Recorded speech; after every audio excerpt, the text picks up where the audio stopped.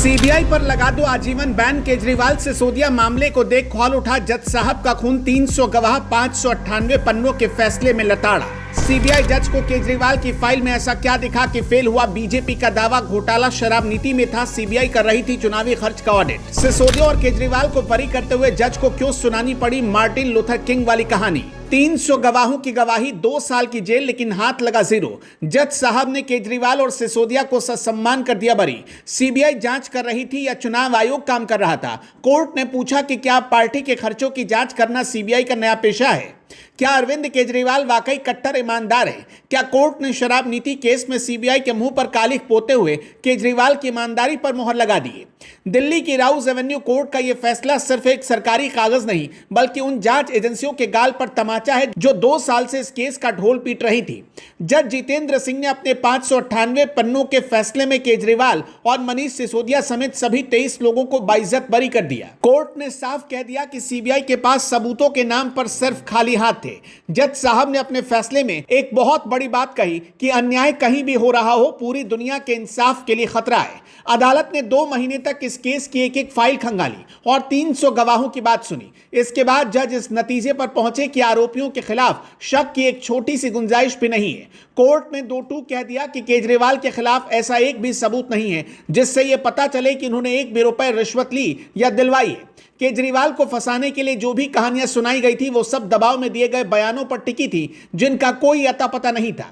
Court ने साफ समझाया कि जनता के लिए कोई नियम बनाना या पॉलिसी लाना तब तक गुनाह नहीं है जब तक उसमें पैसों का लेन देन साबित न हो। अगर किसी सरकारी स्कीम या किसी प्राइवेट आदमी ने कानूनी तौर पर मुनाफा कमा लिया तो इसका मतलब यह कतई नहीं है कि घोटाला हुआ है। सीबीआई की तो कोर्ट में ऐसी खिंचाई हुई कि वो मुंह दिखाने लायक नहीं बची। जज साहब ने पूछा कि सीबीआई घोटाले की जांच कर रही थी या आम आदमी पार्टी के घर का हिसाब किताब चेक कर रही थी। कोर्ट ने कहा कि पार्टी ने चुनाव में कितना खर्च किया और अपने लड़कों को कितने पैसे दिए ये देखना चुनाव आयोग का काम है, न कि सीबीआई का। जज ने कड़ा एतराज जताया कि जांच एजेंसी का काम सच ढूंढना होता है, न कि किसी के पीछे पड़कर उसे जबरदस्ती मुजरिम बनाना। संजय सिंह का नाम लेकर कोर्ट ने सीबीआई को आईना दिखाया कि 5-5 चार्जशीट तक उनका नाम कहीं नहीं था, लेकिन अचानक एक गवाह के कहने पर उन्हें जेल में डाल दिया गया। कोर्ट ने इसे जांच की कमियां छिपाने का एक घटिया खेल बताया है। सरल शब्दों में कहें तो कोर्ट ने सीबीआई को याद दिलाया कि किसी बेकसूर को जेल में डालना छोटी बात नहीं है। पुलिस की ताकत और एक आम आदमी की आजादी के बीच जो कानून की दीवार है उसे सीबीआई ने तोड़ दिया है। कोर्ट ने फटकार लगाते हुए कहा कि किसी को सिर्फ इसलिए मुजरिम नहीं बनाया जा सकता क्योंकि वो किसी खास इलाके से आता है। सीबीआई ने साउथ ग्रुप जैसे शब्दों के इस्तेमाल किए थे, उस पर भी जज ने पूछा कि क्या यह आपका अपना दिमाग है या किसी ने सिखाया है। जज साहब ने साफ कर दिया कि चाहे आसमान गिर जाए लेकिन कोर्ट सिर्फ सच का साथ देगा। यह फैसला केजरीवाल की ईमानदारी की जीत है जिसे पिंजरे में बंद करने की पूरी कोशिश की गई थी। अब जरा उन जज की बात कर लेते हैं जिन्होंने अरविंद केजरीवाल और मनीष सिसोदिया समेत 21 आरोपियों को शुक्रवार को आरोपों से मुक्त कर दिया।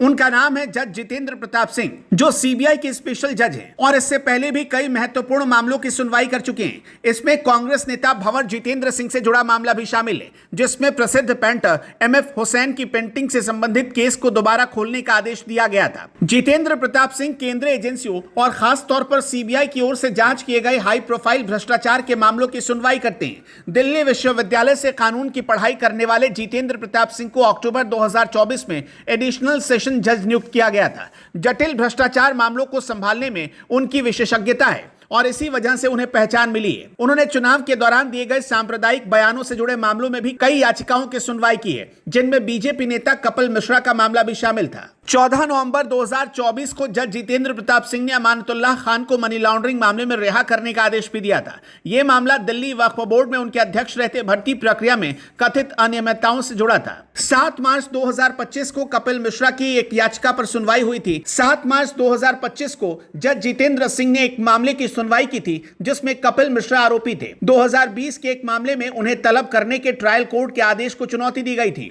यह मामला 2020 दिल्ली विधानसभा चुनाव से पहले गए ट्वीट से जुड़ा था, जिसमें शाहीन बाग इलाके को मिनी पाकिस्तान बताया गया था और चुनाव को भारत बनाम पाकिस्तान की लड़ाई कहा गया था, जिसमें जज जितेंद्र सिंह ने कपिल मिश्रा को फटकार भी लगाई थी। खैर, जिस तरह से कोर्ट ने केजरीवाल और मनीष सिसोदिया समेत 21 लोगों को बाइज्जत बरी किया है, उस पर आपका क्या कहना है, हमें कमेंट में जरूर बताइएगा।